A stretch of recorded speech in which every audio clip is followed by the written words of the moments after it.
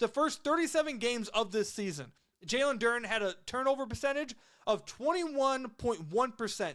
That would be by far a career high for him. By far, despite not seeing a huge spike in the usage rate. It's not like he went way crazy high in usage rate. He was still at 15.0 usage rate.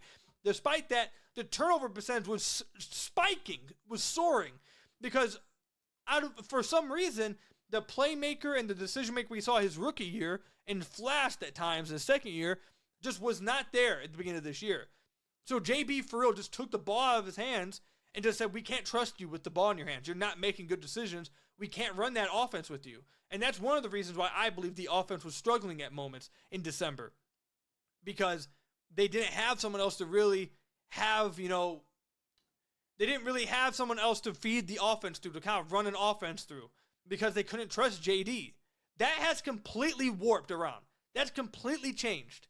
He's been fantastic with the ball in his hands. He's been making consistently the right decisions like we saw him do his rookie year.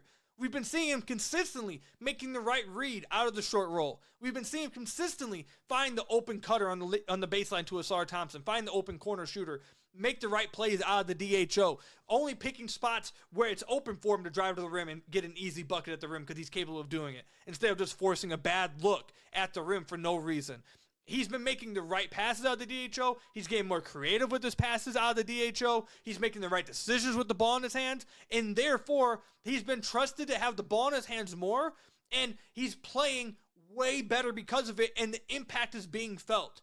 Over the last 18 to 19 games, that 21.1 turnover percentage has went completely down to 15.8 turnover percentage. He is taking so much better care of the basketball, and therefore, his usage rate has now went from 15.0 to 17.4% over the last 18-19 games. Those numbers paint the whole picture.